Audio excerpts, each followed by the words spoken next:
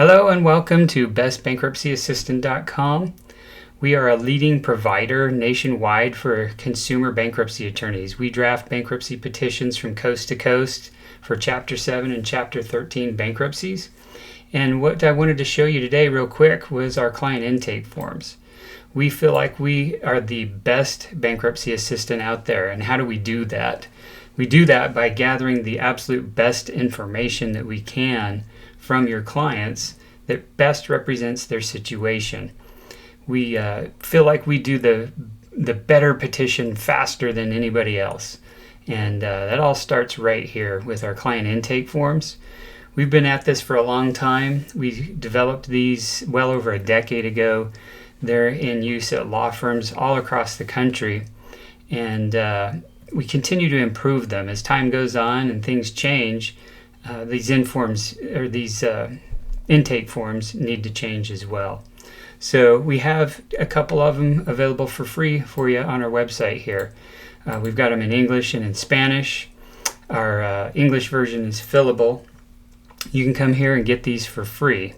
One other thing I wanted to point out here is that if you'd like, in addition to these free intake forms, if you wanted to fill out this form and hit submit there at the bottom, we will completely personalize these intake forms for you. We'll put your law firm name on it, your name, your contact information, all that good stuff, so that it looks really nice, neat, and professional for you.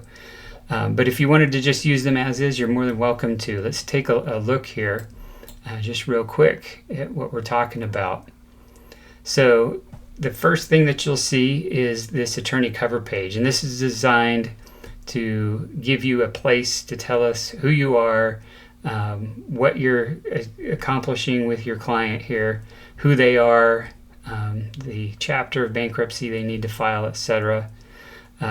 We consider confidentiality to be critical, and so you're welcome to read through that, our confidentiality agreement. But I wanted to call your attention more than anything to this section right here. Whether you have us draft your bankruptcy petitions for you or whether you do them on your own, this is really critical. There's a lot of questions on this form, and they're all there for a very specific reason. And for that reason, we want to make sure that nothing gets overlooked by the clients that you are representing. So if you're sending these to us, or if they're just returning them to you, we highly recommend that your clients put NA or not applicable in fields that don't apply to their situation, or completely cross out sections that don't apply. The reason for that is that you don't want to have any questions. If there's something that doesn't apply and it's left blank, well, that's a question. We need to figure out whether that applies or not by reaching out again to the client and getting that information. So if we get that in their minds at the time that these forms are delivered to the client and instruct them in this way, and then you review them once they're returned to make sure there are no blanks, just look through every page, thumb through them real quickly, identify any blanks and get them answered immediately right then and there, so that we're not left questioning, oh, did they miss this? Or is this missing information? Or maybe they just didn't understand.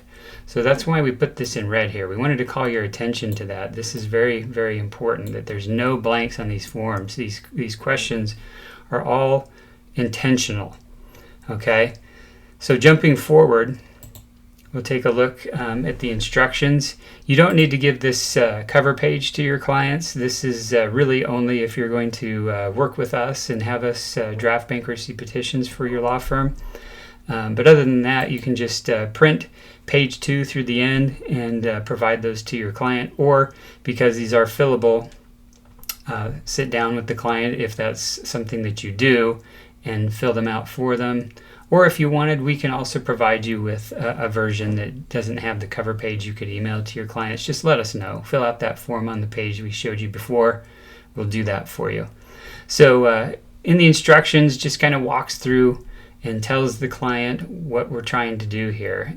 So it explains a little bit about their assets, that they need to provide complete addresses, and then we address some questions that come up as well. and just kind of walk through all of these pieces of information. Going down here, we even address the means test, income information. There's a lot of questions, of course, on the SOFA, the Statement of Financial Affairs. We address motor vehicles, court documents, etc. So anyway, we have some good questions and answers in here with the instructions.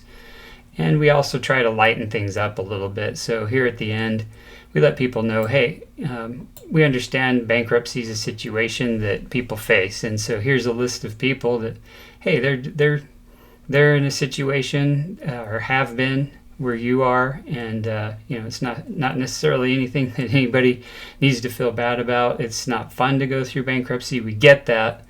But anyway, it's just kind of to lighten the mood. Jumping forward, we gather the general information that we need to get started.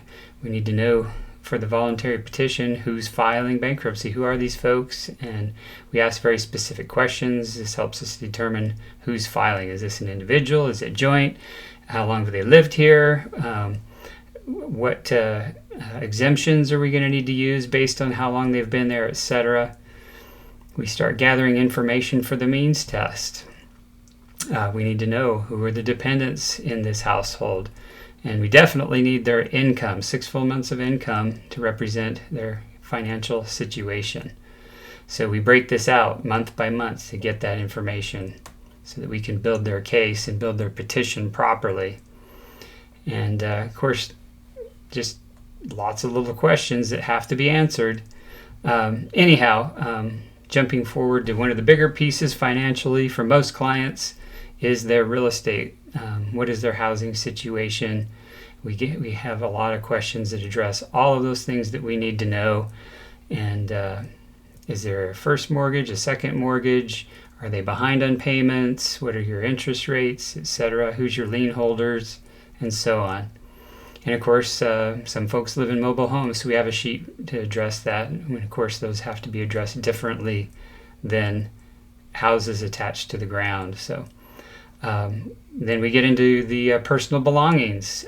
One thing that you're going to find with our intake forms that you generally aren't going to see out there is these aren't stale. These are living documents, and we continually update these and refine these.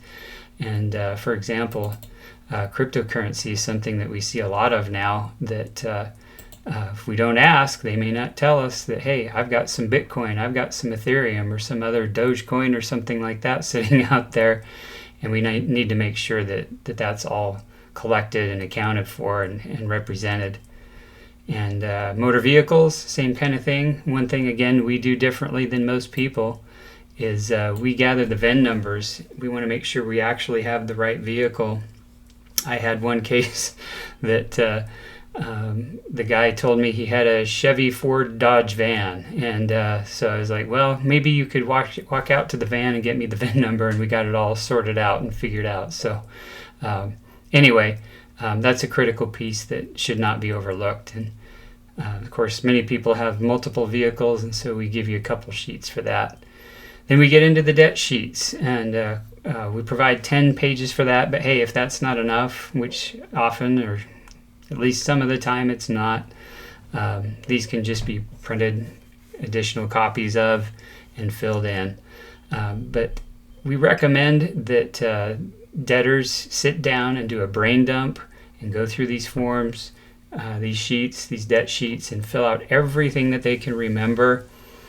Because some of these, as you know, will not be on a credit report, but we also pull a credit report, which we can get for free. And we also work with some attorneys that like to pull the credit right into the bankruptcy petition, and then we will reconcile that if that's something that you want to do. So we've got several sheets of this. Maybe we should jump down a little bit quicker here by doing it this way. 8, 9, 10. Make sure we're on the right page. Yep, here we go. All right, then we need to gather income information so that we can properly represent that for our Schedule I and our means test and so forth. So we got to get all those sources of incomes identified. A lot of people nowadays are working side hustles, selling on eBay, selling on Amazon, And so these are things that we look for as well. We want to make sure that all income is accounted for regardless of the source. Alrighty, of course we repeat that for any spouse that would be filing. And if the debtor or debtors happen to be self-employed, we get that information as well. Then our Schedule J stuff. We want to make sure we account for all of the expenses, and we look for everything. We will even look for things that people overlook, like, hey, this person's a smoker. They have a cigarette expense, and get those kinds of things into petitions that often other people don't even think about. There's our SOFA pages, 14 pages of that. Now you're probably getting the picture of why on the very beginning we have that red text that says, hey, no blanks. So if, for example, on that mobile home page, more often than not, that entire page should just be crossed out. Most people aren't living in a mobile home, and that should be just crossed out. But other things, we can just put NA for not applicable. But no blanks on any of these pages. These all need to be filled out because every piece of information is important. Every piece of information is critical so that we can do our best job, and that's what makes us the best bankruptcy assistant. And so if you feel like this would be of value to you, please grab it, download it, use it in your law firm. And as I mentioned, we can change this information and put your law firm on it. Just come on over here to bestbankruptcyassistant.com, hit client intake forms, fill out this form, hit submit, and there you go. We'll get it over to you right away with whatever information you want on it.